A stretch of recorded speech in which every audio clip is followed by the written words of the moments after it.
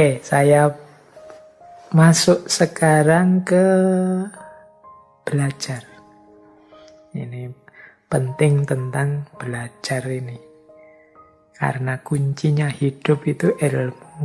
Kuncinya dapat ilmu itu belajar. Coba kita lihat ya beberapa nasihat dari Seneca tentang belajar. Ada 2 yang saya ambil dari Seneca tentang pelajaran hidup. Sisanya ini sifatnya praktis yang berhubungan dengan buku. Nanti kita jelaskan di belakang yang berhubungan dengan buku. Kita jelaskan yang 2 dulu. Jadi kata Seneca yang pertama begini. Kita tidak belajar di sekolah, tetapi yang utama adalah belajar dalam kehidupan nyata.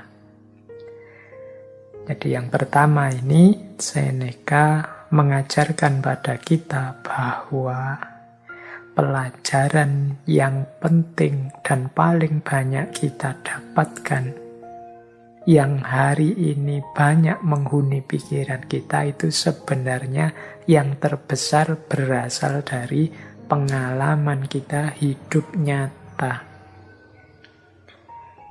Jadi justru banyak sekali pelajaran-pelajaran yang kita ambil dalam kehidupan nyata.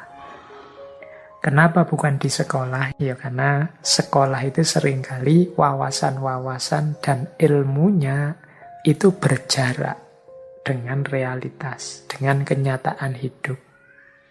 Atau sifatnya sangat idealistis. Beda dengan kehidupan nyata. Kehidupan nyata itu kan lebih realistis. Yo, itulah hidup yang nanti kita hadapi secara nyata. Maka sebenarnya pelajaran-pelajaran hidup paling penting itu kita peroleh dalam kehidupan nyata. Berarti apa?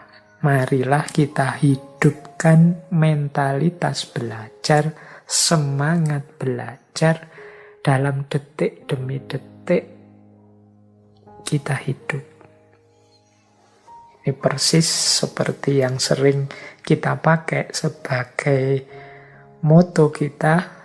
Jadi siapapun orangnya adalah guru, tempat apapun adalah sekolah, peristiwa apapun hakikatnya adalah pelajaran-pelajaran.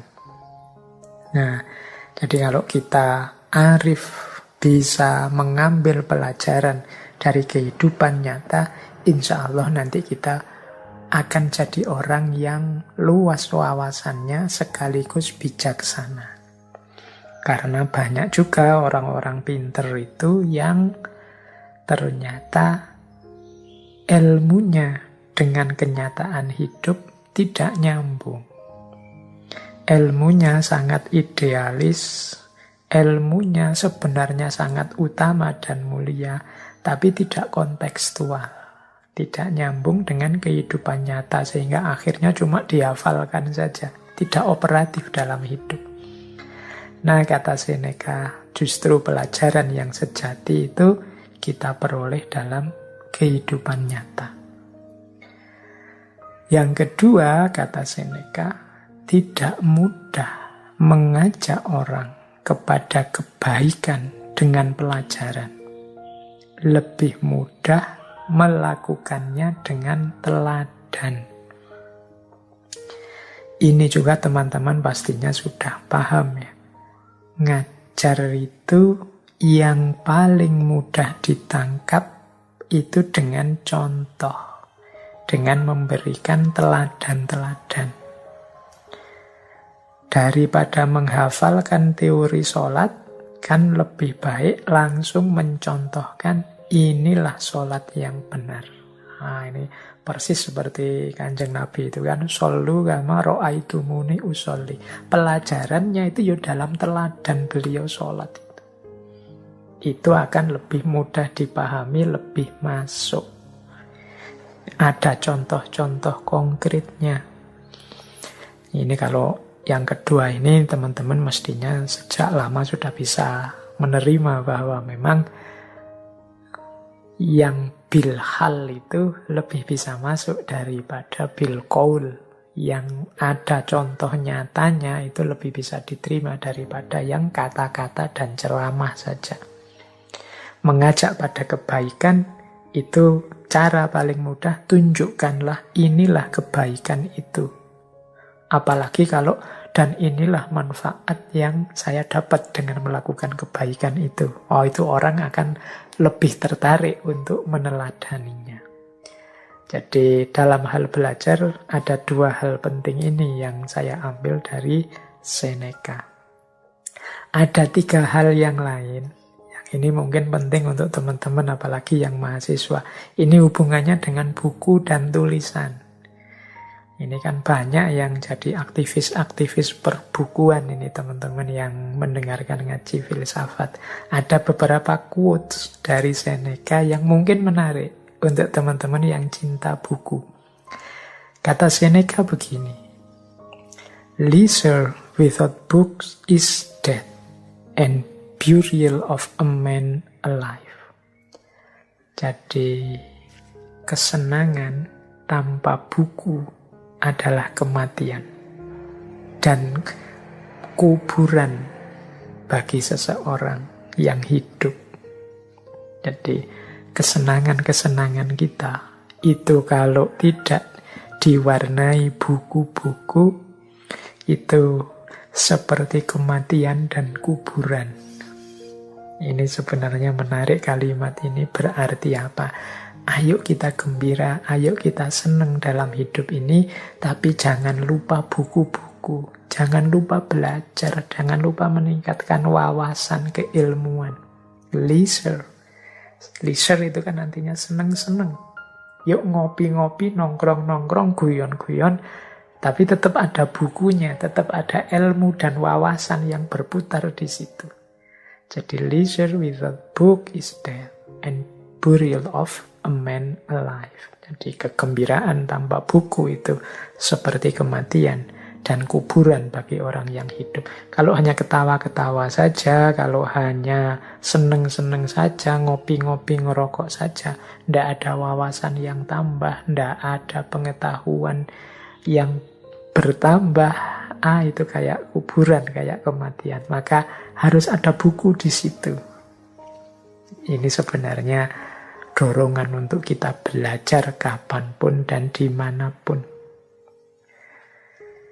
Nah, masih tentang buku, yang kedua, Seneca bilang begini, "It does not matter how many books you have, but how good the books are which you have." Tidak masalah berapa banyak buku yang kau miliki, namun seberapa bagus buku yang kamu miliki. Nah, ini bagi kolektor-kolektor buku, teman-teman yang suka membaca. Ternyata kata Seneca, yang penting itu bukan kuantitasnya, tapi kualitasnya buku. Punya banyak buku, kok isinya buku begitu-begitu semua. Apalagi buku bacaan lagi, wah, itu berarti masalah. Jadi yang tidak masalah itu bukunya harus berkualitas. Jadi seberapa bagus buku yang engkau miliki, disitulah pengetahuan dan pikiranmu terbentuk. Karena bacaanmu kan menentukan pikiranmu, gagasanmu, caramu berpikir.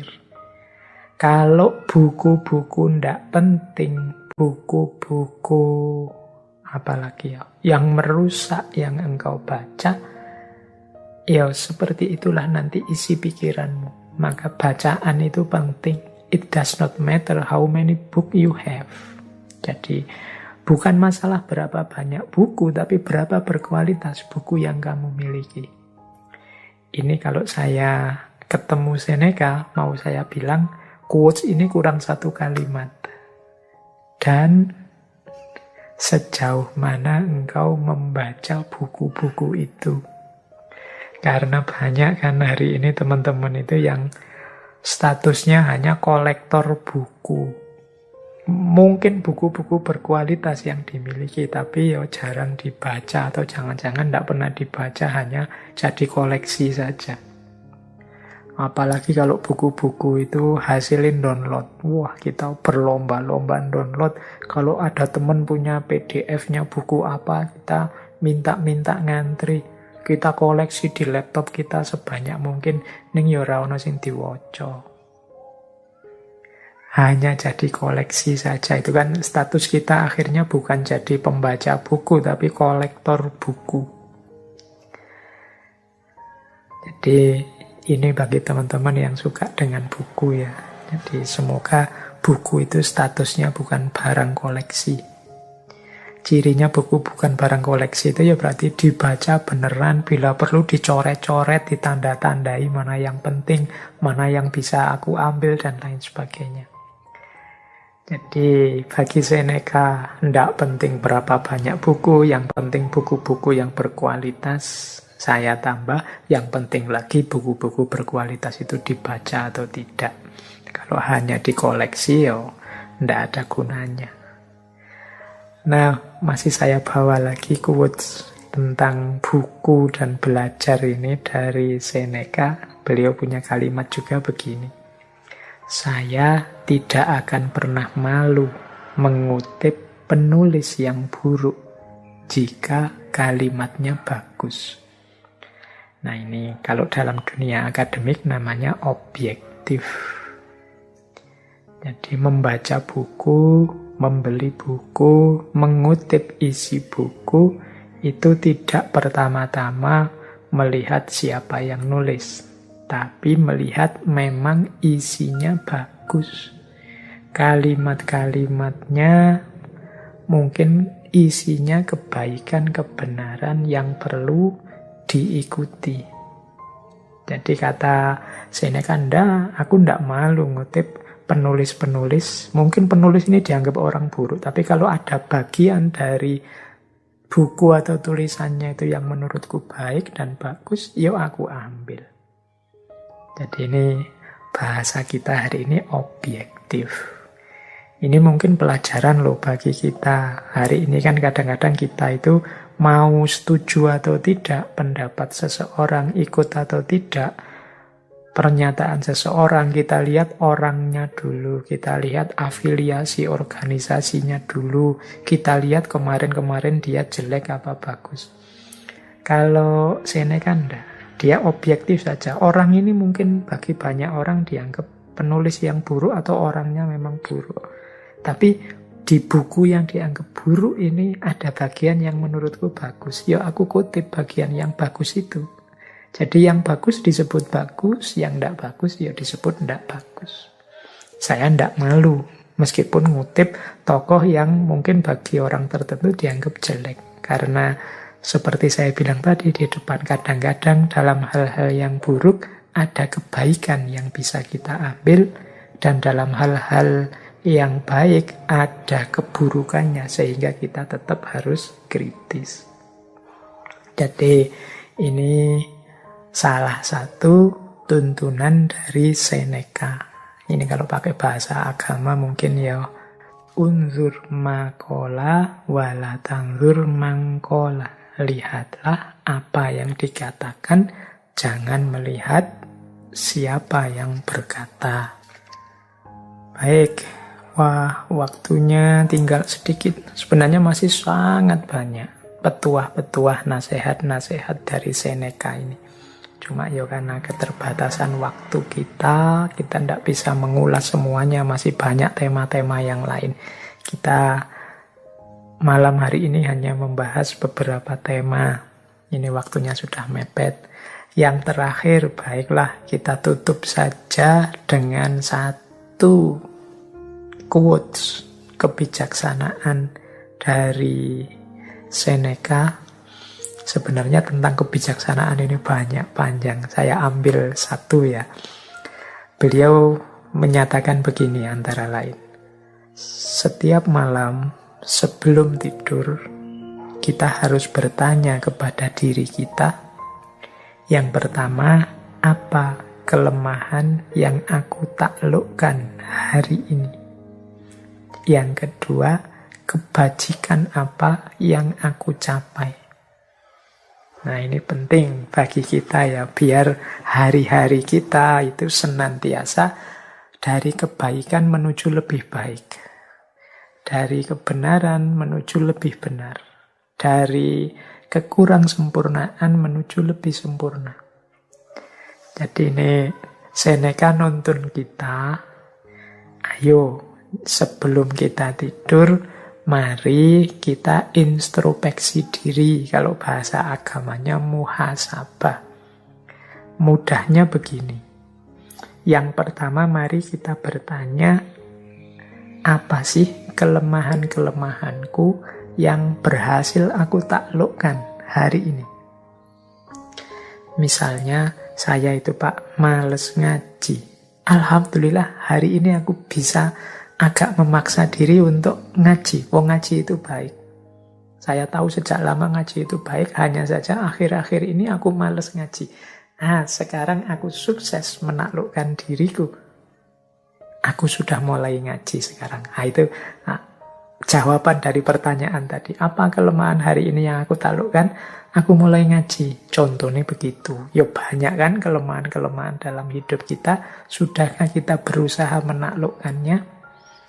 Ya paling tidak kan sudah berusaha menaklukkan. Saya sudah berusaha tidak males lagi Pak. Saya sudah berusaha tidak mudah marah Pak. Saya sudah berusaha untuk sabar Pak. Saya sudah. Itu berarti perjuangan menaklukkan diri. Sebaliknya yang kedua, kebajikan apa yang aku capai. Kita kan oleh Allah juga selain kekurangan-kekurangan dianugerahi banyak kelebihan. Saya itu punya kelebihan kalau ngomong menyenangkan, Pak. Nah, ini tadi saya pakai untuk menggembirakan teman yang sedang kesusahan. Itu kebaikan yang hari ini aku capai. Saya itu, di antara kelebihan saya adalah kepedulian pada sesama, pada teman. Hari ini saya banyak mengekspresikan kepedulian itu mungkin lewat WA atau lewat medsos yang lain. Itu namanya kebajikan. Saya itu sedikit-sedikit punya ilmu, punya wawasan tentang agama, Pak. Nah, hari ini saya menularkan sedikit wawasan itu karena di rumah untuk adik saya, untuk keponakan saya, untuk saudara saya. Inilah kebajikan yang saya lakukan hari ini. Jadi ini teman-teman, salah satu tips dari Seneca. Yuk, setiap harinya sebelum tidur, itu kita tanya kepada diri kita dua hal ini. Apa perjuanganku mengatasi kekurangan kelemahanku hari ini? Yang kedua, apa tindakanku, apa perlakuanku yang menunjukkan kebajikan sesuai yang aku mampu hari ini? Jadi ini dua pertanyaan menjelang tidur. Ini mungkin nanti jadi kunci dari kebijaksanaan-kebijaksanaan hidup yang lain.